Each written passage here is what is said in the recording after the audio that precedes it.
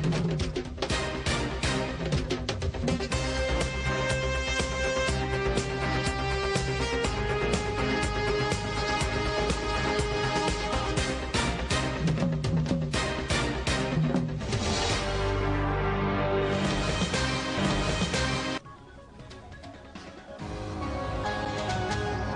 good evening to you, and it's a warm welcome to the news live on Channel I.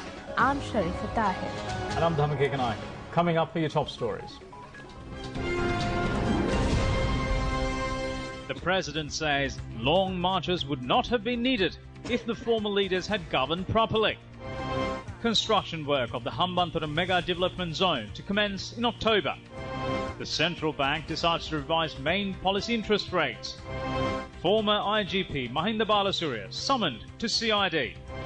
4 drug convicts executed in Indonesia.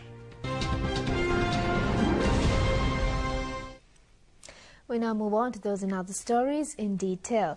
President Maithripala Sirisena says if the former leaders performed their duties and governed properly, there would not be a need for them to undertake long marches for political purposes, hurting their feet. He emphasized though some people greedy for power walk through roads aimlessly, the government is committed to build the country by working with consciousness and discipline. The president was speaking at a ceremony held at the auditorium of Mavanalla Pradesh Sabha this morning.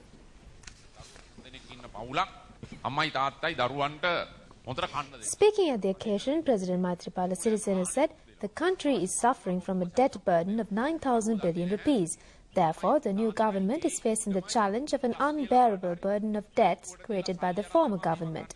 Speaking further, the president said, although some people are greedy for power, the present government is committed to build the country by working with consciousness and discipline. He also pointed out that if the former leaders performed their duties and ruled the country properly, there would not be a need for them to undertake long marches for political purposes, hurting their feet. කෝටි 9 ලක්ෂයක් ණය. දැන් අපි අලුත් ආණ්ඩුවක් විදියට මේ රට සංවර්ධනය කරන විට මේ රුපියල් කෝටි 9 ලක්ෂය ගෙවන්න ඕනේ පිටට. මිනිසුන්ට රටක වැඩ කරනකොට ලැජ්ජාව බය කියන එක තියෙන්න ඕනේ. සමාජයේ ජීවත් වෙන මිනිසුන්ට ලැජ්ජාව බය දෙකම නැත්නම් මිනිස්සු සත්තු වාගේ හැසිරෙන්නේ. මම නම් ජනාධිපති ධූරයේ ඉඳලා ඊට පස්සේ ආයි ආපහු මට ආණ්ඩුවක් ඕනයි කියලා හිතන් කකුල් දෙකේ දියපට්ට වෙනකන් මම නම් පයින් ගන්නෙ නෑ ගමන් වලට. මට එහෙම අවශ්‍ය නැහැ. හරියට ආණ්ඩු කෙරුවා නම් ආපහු දියපට්ට වෙනකම් මේ ඇවිදින්නකොට තව ආණ්ඩුවක් ඉල්ලලා අවුරුදු 11ක් ආණ්ඩු කරලා හිටන්. ඉතින් ඒක නිසා මම මේක ගැන කතා කරන්න කැමති නෑ අපේ මේ ගෞරවනීය මහා සංඝරත්නයේ ඉන්න මේ වෙලාවේ. එතකොට මේක මේ දේශපාලන වශයෙන් කියලා හිතන්න පුළුවන්. මම ඒවට හිතනිද්දා උත්තර දෙන්න බලාපොරොත්තු වෙනවා. මොන විවේචනාවක්, මොන අභියෝගාවක්, මොන විදිහේ ගැටුම් ඇති කරන්න කඩාකප්පල්කාරී අය උත්සාහ කළත් බලය සහ බලකාමෙන් අද සමහර අය යන්නේ කොහෙද කියලා පාර දන්නේ නැතුව පාරවල් වල ඇවිද්දත් අපි හොඳ සියබුද්ධියෙන් කල්පනාවෙන් මේ උතුම් දේශය ගොඩනගන්න සියලු දෙනා එක්ව කටයුතු කරමු කියන ගෞරවයෙන් ලීලුමෙන් ඔබෙන් සමුගන්නවා. ස්තුතියි. තෙරුවන් සරණයි. This ceremony was held to distribute computers to 50 Piravinas and churches in Kerala district. The president handed over computers symbolically to religious leaders representing all religions. Large number of persons, including MPs and ministers, were also present on this occasion.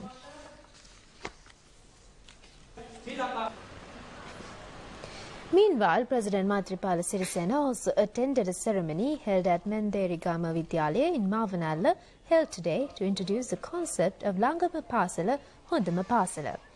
2 selected programs on divisional level will be developed under this program.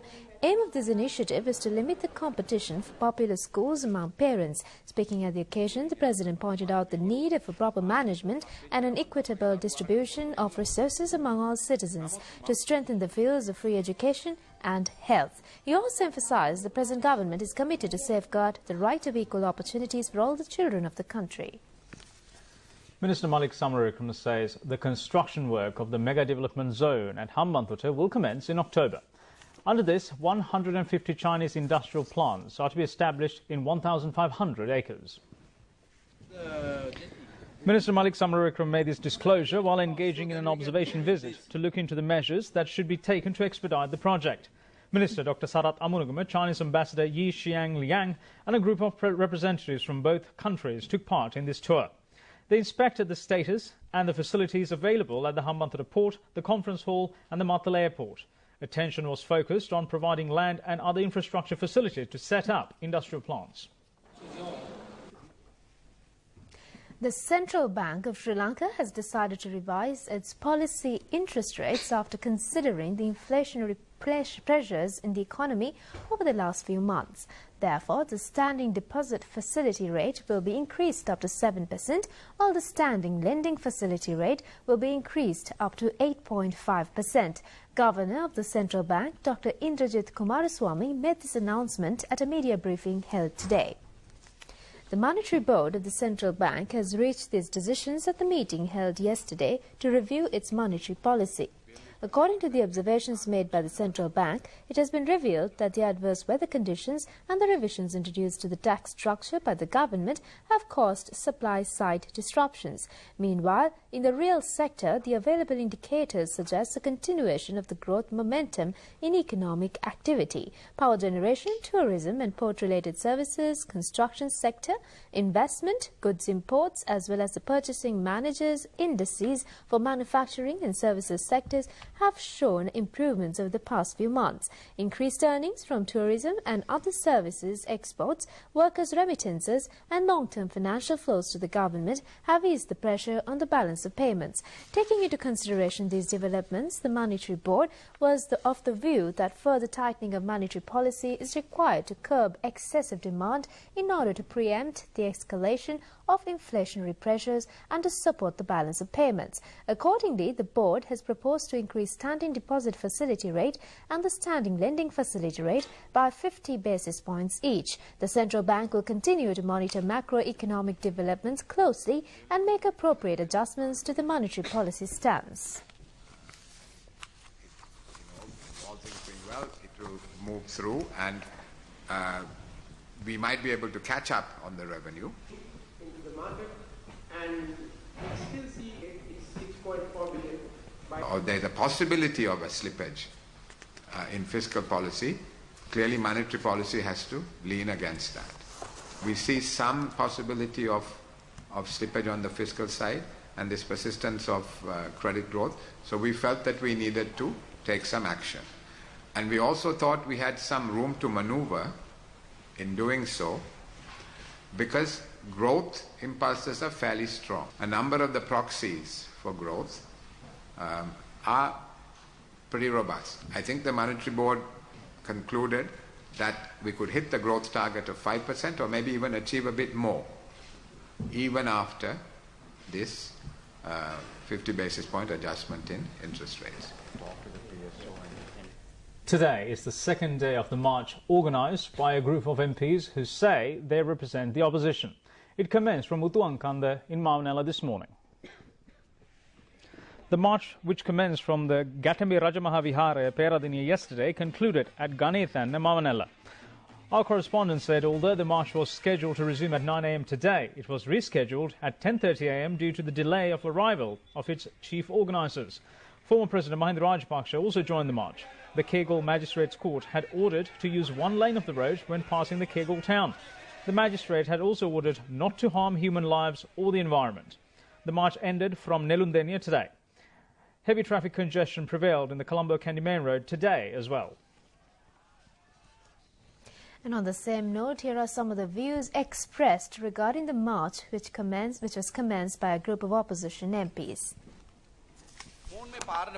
Parliamentarian Kavinda Jayawardena said such marches are organised not for the betterment of the country or the citizens, but to cover up the frauds and malpractices that took place under the Rajapaksa regime. He also emphasised that such activities cannot topple the government. The persons who are taking part in the march are requesting for a government that protects the country. MP Kavinda Jayawardena pointed out it was under the so-called government that protected the country the GSP Plus tax concession was lost. Furthermore, it was under that government innocent fishermen and the youth employed in free trade zones were shot dead after they staged protests in the street demanding for their rights. However, the group of opposition MPs is allowed to travel from Kandy to Colombo today.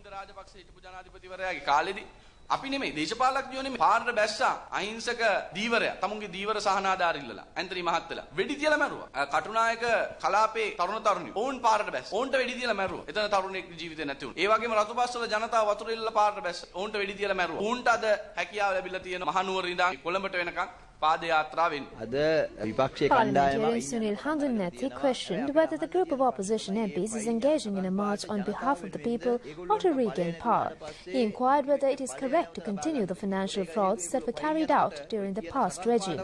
The MP also questioned who is responsible to settle the large amount of loans obtained for mega projects such as expressways, Mattala Airport and Hambantota Airport. He further inquired who is responsible for Shirani Bandaranaike being removed from the Chief Justice post. Mahinda Rajapaksa is a person who had held the post of presidency twice. He was rejected by the general public at the recent presidential election. MP Handulnathi stated the attempts made by them to regain the power using easy ways, as they are unable to bear the pain of losing power, the public will reject them again. ජේෂ්ඨාධිකාරින් එළියට ඇදලා දාලා එදා නීතිය තමන්ගේ අතරගත්ත යුගය ජනතාව අමතක කළා නැහැ. අද මහින්ද රාජපක්ෂ මහත්තයා කියලා කියන්නේ දෙවතාවක් ජනාධිපති ධූරේ දරලා හැබැයි රටේ ජනතාව තමන්ගේ ඡන්ද බලයෙන් පරාජය කරලා තියෙන්නේ. ඒ පරාජයේ වේදනාව තාම දරා ගන්න බැරුව උන්ට නැති වෙච්ච බලය නැවත ලබා ගන්න කෙටි පාරවල් හොයනවා නම් ඒ කෙටි පාරවල් වලට දැන් මේ රටේ ජනතාව ඉඩක් දෙන්නේ නැහැ. Minister Sajid Premadasa said the group of opposition MPs commenced their march for the sake of the country and its people for attacking an ambulance. He pointed out the true motive behind this march is revealed from that action. ඒ පාදරගම ඉස්මතු වුණා. කෙලින්ම පටන් ගත්තේ ගිලන් රථයකට ගහ. කෙලින්ම පටන් ගත්තේ ගිලන් රථය කොඩු කර. එතනින්ම තමුන්නාසලට තේරෙන්නේ මේ අය උත්සාහ කරන්නේ කුමක් කරන්න. පාදර ගමන ක්‍රියාත්මක කරන එකේ නිර්මාතෘවරයා හිටපු ජනාධිපතිතුමා. මේ කොහෙද යන්නේ කියලා හොත්. Vasanta Samarasinghe of the Voice of Against Corruption questioned why is the march being held. In the year 2010, Mahinda Rajapaksa said he will be in power for 25 years. However, his dream was short-lived after trying to unearth treasures. Furthermore, Vasanta Samarasinghe pointed out all the frontline members of the march are travelling in vehicles. He also added the group is fortunate since the Bogambara prison has been shut down. If not, they could have been imprisoned there. Former Mayor of the Kaduwala Municipal Council, G.H. Buddhadasa, says the main objective of the march organised by a group of opposition MPs is not to topple the government, but to challenge the judiciary. He made these remarks while addressing a media briefing held in Kaduwala today. Former Mayor of Kaduwala Municipal Council, G.H. Buddhadasa, said the group of opposition MPs is engaged in a march to challenge the FCID. Udaya Gammampila was arrested from remand custody recently, or released from remand custody recently rather. Vimal Weerawansa and his wife are due to be imprisoned shortly. Mahinda Nandaludgamage is a person who stole public money. The former mayor stated it is with these members Mahinda Rajapaksa is engaged in a march. It is justifiable to engage in such activity from Mahinda Rajapaksa's point of view. He wants to prevent his children being arrested. However, Buddhadasa was of the view that it is the former president who is responsible for this outcome. Former Deputy Mayor of Gampaha Municipal Council, Ajit Basnaga, said the electoral organisers who had stoned the Bandaranaike monument at Horagolla are taking part in the march. He urged the MPs who are taking part in the march not to use the road in front of it for their purpose. Furthermore, Ajit Basnaga stated those who love the Sri Lanka Freedom Party will not march along that section of the road.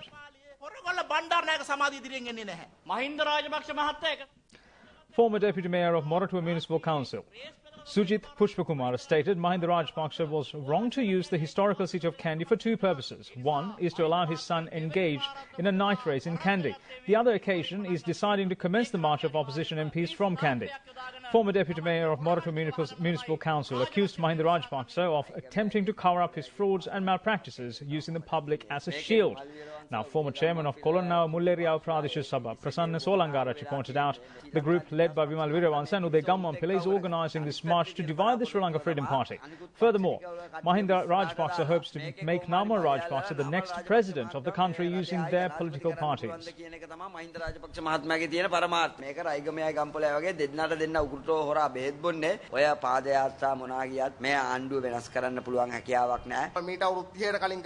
Former chairman of Bulat Sinhala Pradesh Sabha, Tusita Kularatne, said the group of opposition MPs should understand that they cannot gain the respect of the general public by engaging in activities that were carried out 30 years ago. The country has a true democratic leader today. The former chairman of Bulat Sinhala Pradesh Sabha requested the former president to support the president to take the country forward. Former Inspector General of Police Dr. Mahinda Balasuriya had been summoned to the Criminal Investigation Department today. He had been summoned to inquire about the murder of journalist Lasantha Wickrematunge. Dr. Mahinda Balasuriya served as the IGP when Lasantha Wickrematunge was murdered. It is reported that the CID had questioned the former IGP regarding the incident for nearly 6 hours. And now we deviate from local news momentarily to take a quick look at the US election race. Hillary Clinton has told voters the presidential election is a moment of reckoning as she made history by accepting the Democratic nomination. Now this is our segment on US election Battle for the White House.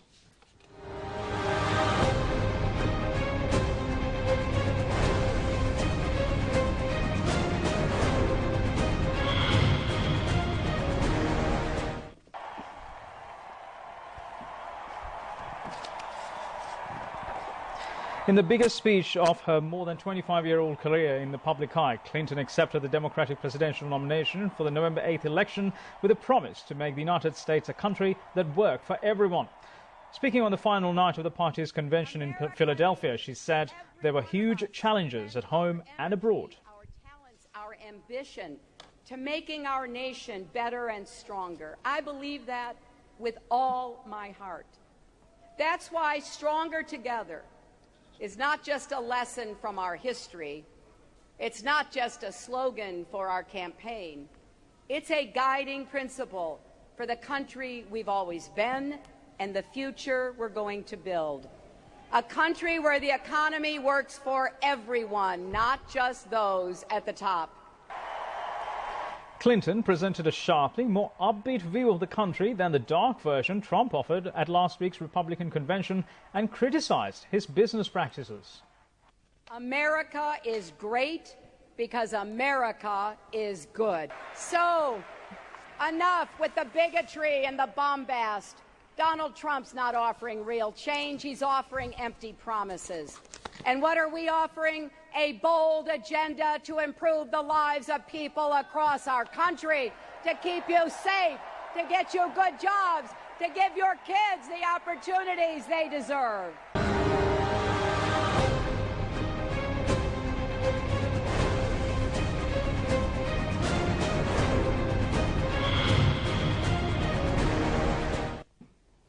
From the US to Asia, let's have a look around Asia in a minute on our segment Asia in a Minute.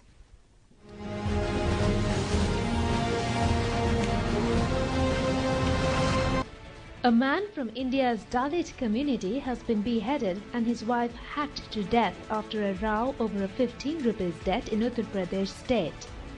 A tornadic waterspout hit the shores of southern Hainan province, China, yesterday. No property damage attributed to the waterspout. Banking operations are hit across India with more than 1 million employees of 40 private and state-run banks going on strike against the federal government. Chinese relatives of passengers aboard the missing Malaysia Airlines MH370 hand over a letter to China's foreign ministry protesting the recent decision to halt search efforts if no further evidence comes to light.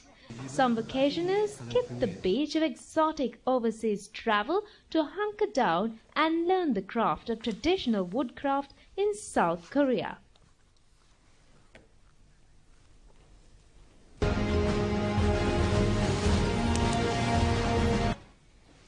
Former Ampara District Parliamentarian P.H. Piyasena, who was arrested on the charges of misusing government vehicles, has been ordered to be kept in remand custody till the 2nd of August. The order was issued by Fort Magistrate Lanka Jayaratna. The vehicle had been given to the former MP from the Prime Minister's office on the 4th of February 2015. He had been informed to hand over the vehicle following the defeat he suffered at the recent general election held last August. However, the former MP had not responded to that request. Therefore, the Colombo Crimes Division arrested him this morning. Former MP P.H. Piyasena, along with his driver, has been remanded till the 2nd of next month.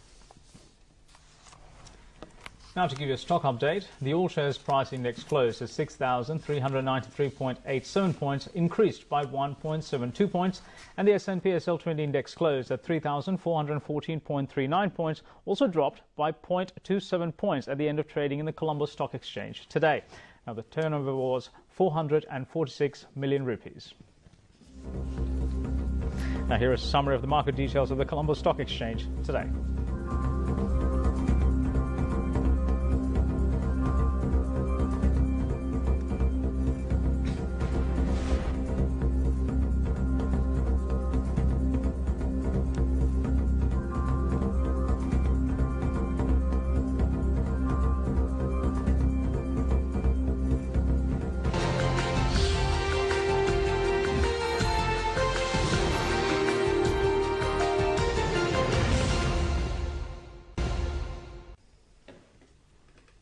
Welcome back. Now it's time to have a look at news from around the world, and we start in Indonesia.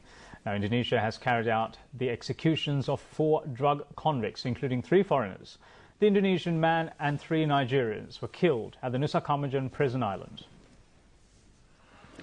A further 10 convicts who had been expected to be killed had a last-minute stay of execution. Amnesty International condemned the killings as a deplorable act that violated local and international law. Indonesia has some of the world's toughest drug laws and has faced intense criticism internationally for resuming executions. In April last year, the execution of 14 drug convicts, mostly foreigners, was widely criticised. Relatives had gathered at the prison early in the day to say final goodbyes. In the early morning, ambulances returned to the mainland carrying the prisoners' bodies to be returned to their relatives for funerals. We now move on to some international news from around the world in brief.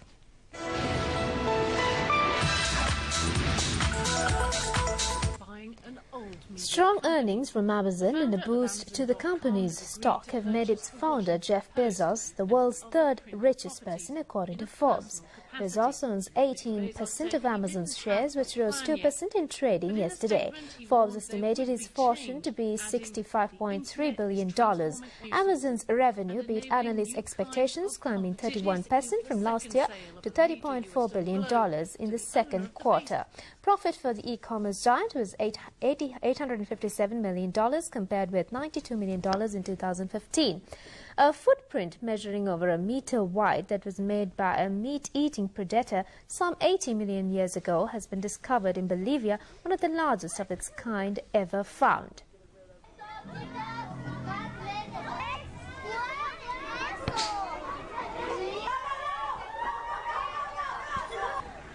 Forest workers and volunteers at India's Kaziranga National Park have begun efforts to rescue stranded animals after severe flooding swept India's northeastern Assam state. The park has lost 4 rhino calves and at least 15 hog deer died due to the flooding, and that the situation is worse than last year.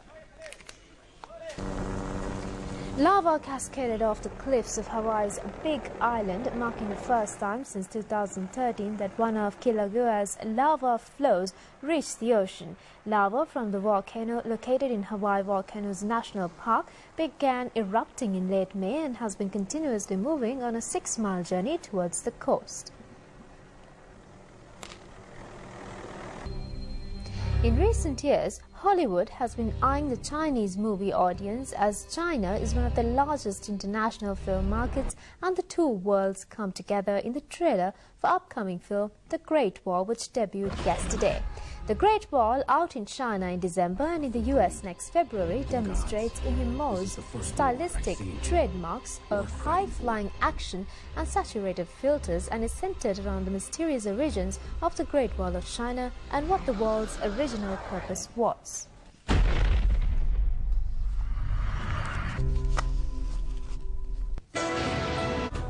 අපි හැමෝම කැමති රීනත් වෙලා noodles වලට.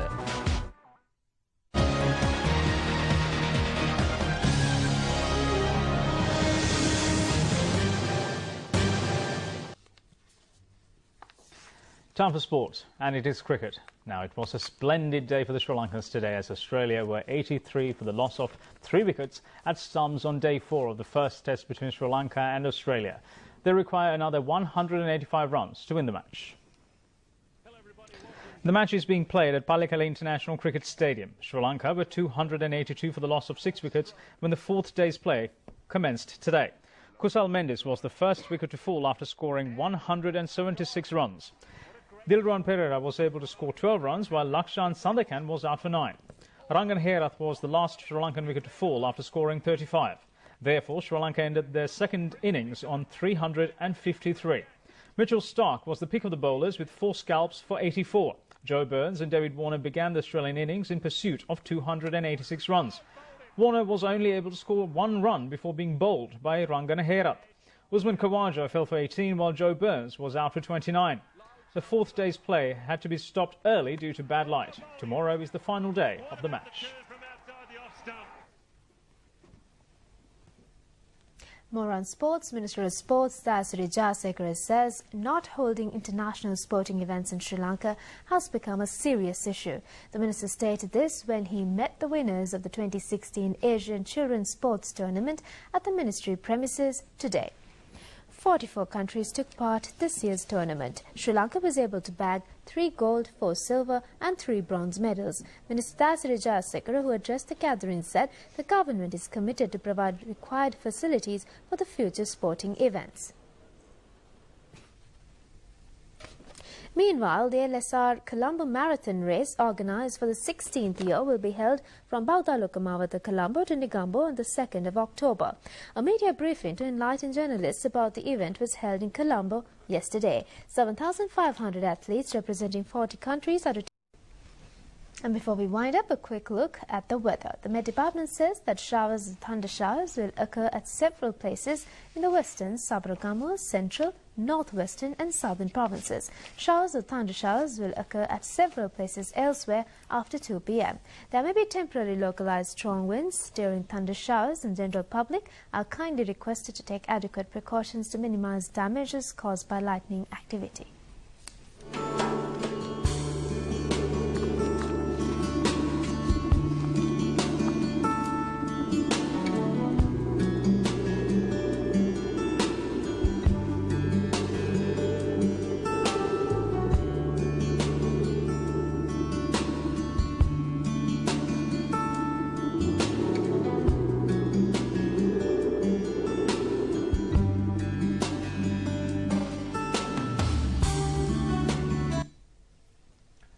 And that's all from us at Rupavahini Channel English News. Thanks for your company. Good night.